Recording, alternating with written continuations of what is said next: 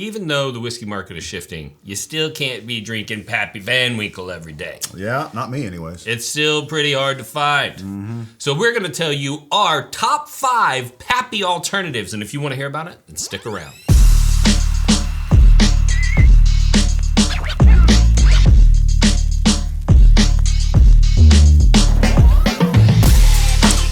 All right, Randy, before we get into it, you know what we have to do.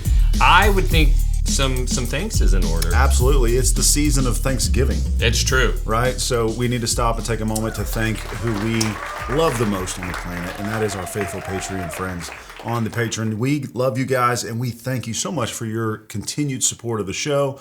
You're not just supporting a show, right? You're not just supporting like Randy and I being able to sit around and drink whiskey and talk to a camera. That's not what this is about, and you know that. And you're being a part of making a difference in this world, and we can't thank you enough. Those names you see on the screen right now are all of our faithful patrons at the top few tiers. There's more tiers. There's more options, packages for every budget. So if you want to know more about our patrons, stick around to the end of the video. Awesome. All right. So it's been a little bit easier finding some of the bottles. A little bit, yeah. It's just things have slowed down a little bit. A little bit. I actually had a funny conversation with somebody. He went into a liquor store and he's like, "Hey, you got anything special in the back?" And the guy's like, "I sure do. I've got Blanton's. I've got, and several other bottles at that level." And the guy was like, "No, I'm good." I'm good. And the guy was telling me the story, and I was like, I think an underappreciated element of the downturn is the backlash from years of hoarding. Right, yeah. Right? And so maybe Blanton's was never that rare. It was just that everybody would buy one every time they saw one, even if they didn't need it. And now they're realizing this is dumb. I'm not ever going to get around to drinking all of these bottles.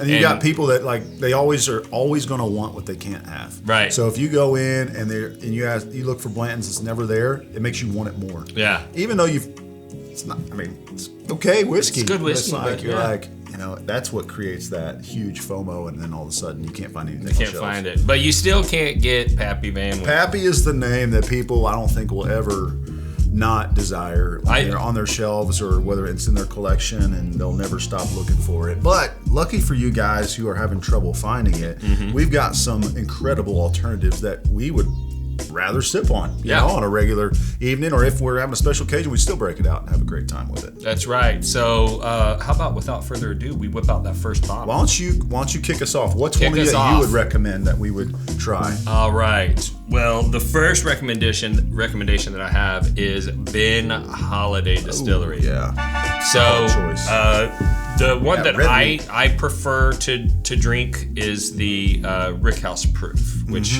they're usually around 120 proof. So they've got a lot of really bold flavor, really awesome history in this distillery. It's actually tied to Wells Fargo Bank. So basically this distillery was started by the individual, like Wells Fargo has the Stagecoach on it.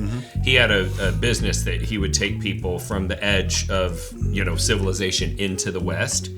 And so he figured out while I'm taking people out there, I could be selling whiskey to these locations along the way. And so he started a distillery and that's in Missouri. And it's this really beautiful facility. It was originally, this area was discovered and mapped by Lois and Clark. And so he was able to figure out where this water source was. It was going to be really good for making whiskey.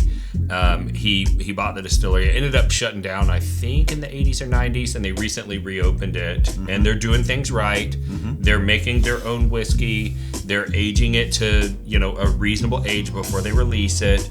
And we had the opportunity to go there and do a single barrel with our Patreon group. Absolutely. And they catered in lunch for us, private tours. It was a really great time. Yeah. But one of the main reasons this comes to mind when I think about an alternative for Pappy is that Pappy Van Winkle is a wheated bourbon. Right. So most whiskeys, most bourbons have usually around 70 to 80% corn.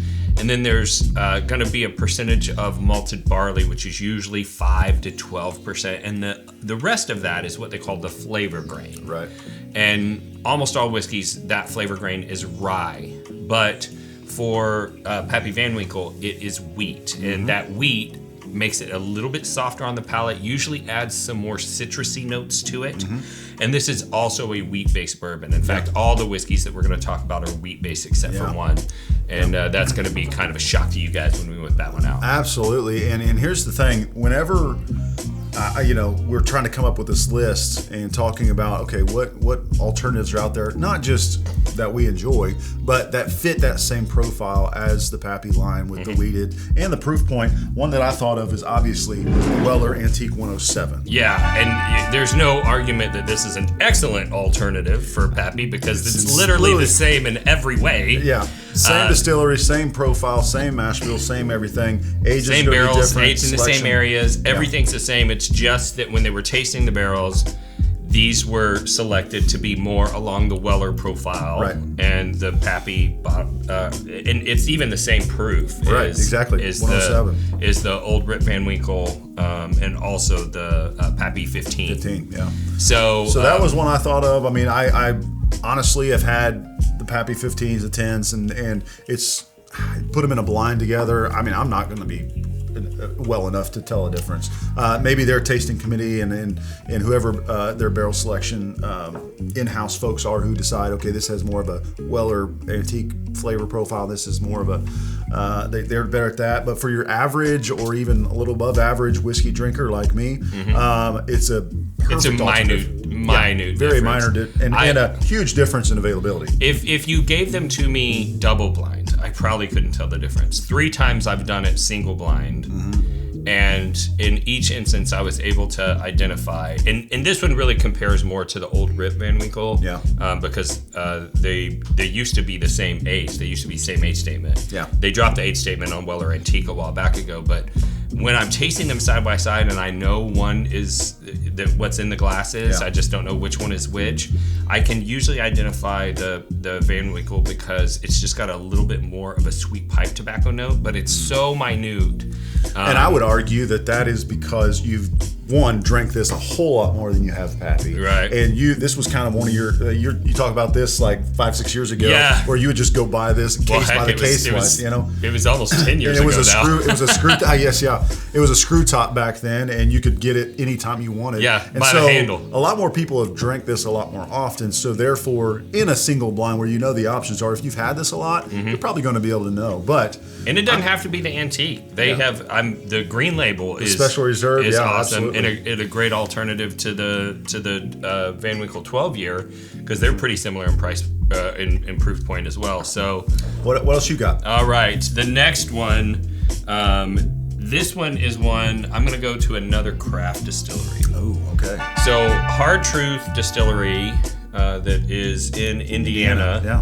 Go Hoosiers, by the way. They're known mostly for their rye whiskeys. That's what they brought to market first. But they just started releasing some of their bourbons, I think last year or year before last. And they sent us this media bottle. And this is a wheated bourbon mash bill.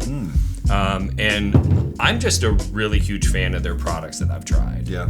We actually went there and did a distillery takeover with the Patreon group there as well. Amazing time, private tour, private cocktail class. They have ATV tours because they're on like 340 acres. You go out into the woods and they have these different like sites set up. And there was one that was like supposed to be like the kind of shack that you would go to for a speakeasy drink during Prohibition. There was one where there was like a swing they put a swing on the edge of like this steep down, almost a cliff, and you could swing out over it and stuff. And cool. they have a good time with all that stuff. That's one distillery I still need to get up to and visit up in my homeland of Indiana. I've been wanting to go. And I can tell you, they roll out the red carpet when they know that a whiskey nerd's come in. Like, they're gonna make sure you have a good time. That's awesome. And their story's a great one too. They started off as like a pizza place that sold beer. They started distilling, and now they're this wonderful brand that represents the state. Amazing. They had some yeast left over from their pizza dough. And they were like, let's make some beer. Make some beer. Oh, let's distill it. Yeah, let's just make. Yeah.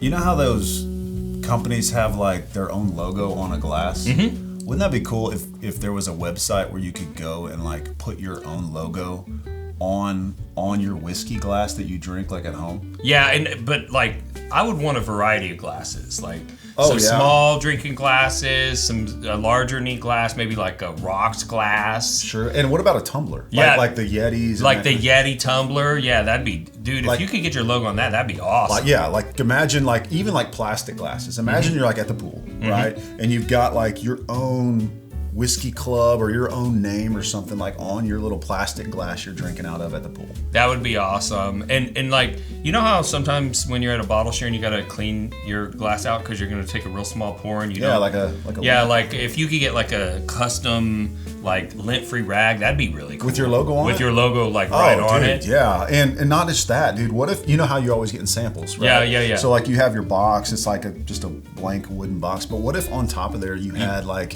your own brand or something on there? Yeah, your logo on there. Your logo that's like, you know, Wes's whiskey collection samples right. or something. You could even use that for charities too, because like you could do like a sample box that you did in like a charity raffle, but you could custom etch it. That'd be cool. Dude, what if this same website, like all those things were there, but you could also use it for the holidays coming up? Like you could I could like an get advent you, counter box. You could do that, and Yeah. I could get your like something special for you on it and give it to you as a gift. Yeah, as a gift for Christmas, that'd be Dang, really what if cool. there was a website like What if there was a website that had all of those things? And what if the company that did it could set up a custom website for you to pick any of those things? Oh, dude, that's like my mind. Yeah. What if there was a website? What like if that? there was a website?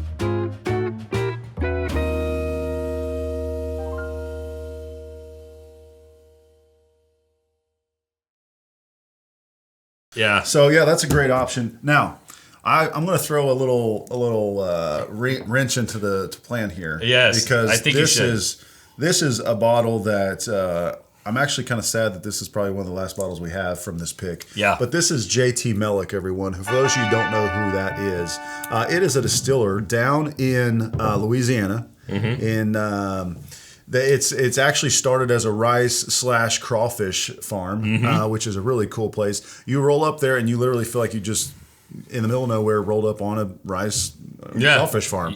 As far as the eye can see. Literally parked when we were there, got out of my truck, started walking in, and you're like walking over crawfish. Just walking through the parking lot. Yeah, if there's a lot of rain, the crawfish get out of the rice fields, and they're just walking around, and they are ready for a fight. And you know what? I remember when we were filming, and I had my video gear case open, and there's a crawfish in my video the gear case. Yeah, I was about to leave. I was like, I would like to take you home. I do like crawfish. Yeah, but I left him there.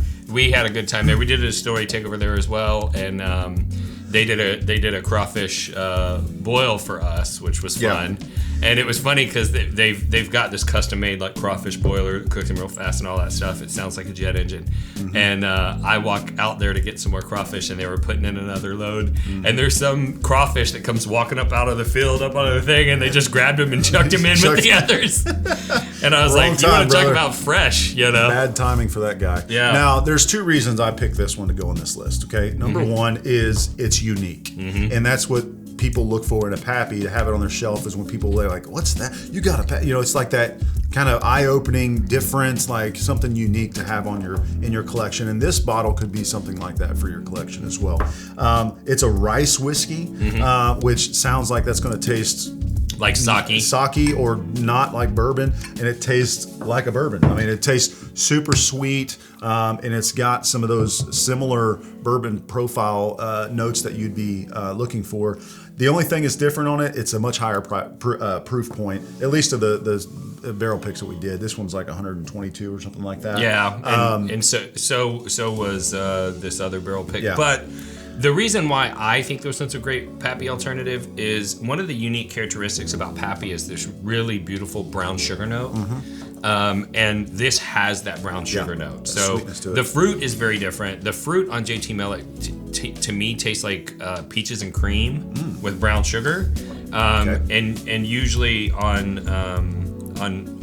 the Van Winkles, it's not as peachy, but there is a fruitiness in the mid palate that I think matches up quite well. So Yeah. great alternative, not super hard to find. They sell online.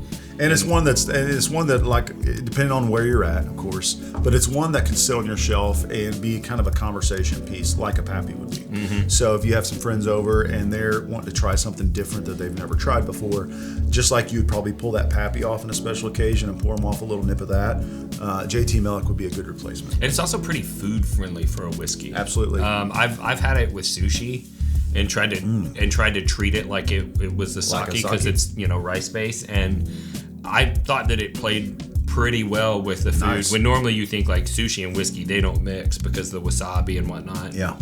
But somehow it did well. Awesome. Well, But rounding out the list. Last but not least, I am going to go with Old Fitzgerald. And Seven. this happens to be the 7-year Okay. version. Yeah. So this came out, I believe, last year or earlier this year. Everyone was losing their minds. It was really hard to find. I'm starting to see it on shelves now. Yeah. And I bought this bottle in New York. It was $50. I happen to have all of my 2 Aged in Ore sets with me.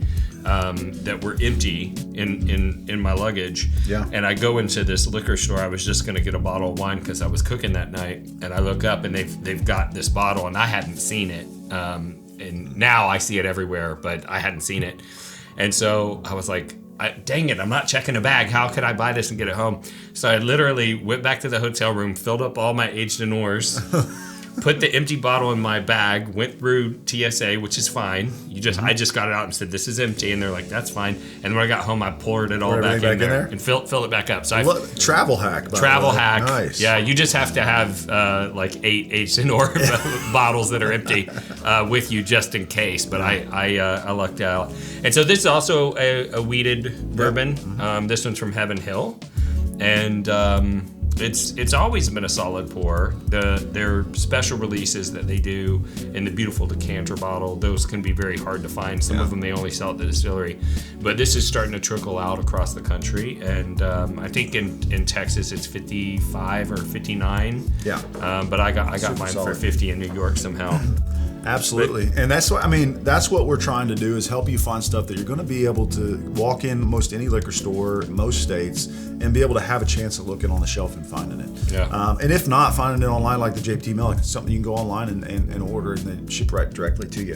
So that's our 5 Pappy alternatives. We hope that you take some time over the next month or so, and as you're shopping, as you're looking in and out of liquor stores, keep an eye out for some of these heavy hitters because they will give Pappy a run for his money on not only the proof but the flavors and everything like that. So we hope you'll give it a try and see what you think. Awesome. Well, let's give some whiskey away. That sounds great because I'm just encouraging these people to go out and find it for themselves. So why not start off with a free sample pack from us that can be like, okay, yeah, that is worth looking for on the shelf. So what do we want to do? Let's do 5 1-ounce sample packs of all 5 of these whiskeys. All right. Yeah. It's the giving season. It is the giving We're season. feeling generous here. So that's... I'm looking at the bottles. I think I have 5 ounces of everything. So. You got some backups in most of these anyway. Yeah, So not this one. This one's going to be the limiting step, but we'll figure it out. we'll get it to you. Yeah. And if you want to get in on this giveaway, which I don't know why you wouldn't, if you don't like free stuff, don't enter the giveaway. Don't do it. Because everything we're going to send to you is absolutely free. There's no hidden fees, no shipping you have to pay or anything like that. No magic handshake or special code word you got to give us. All you have to do is like the video, subscribe to the channel, then ring the bell. The reason you want to ring the bell is because we give away free stuff on every episode. So you want to know when we're dropping a new one.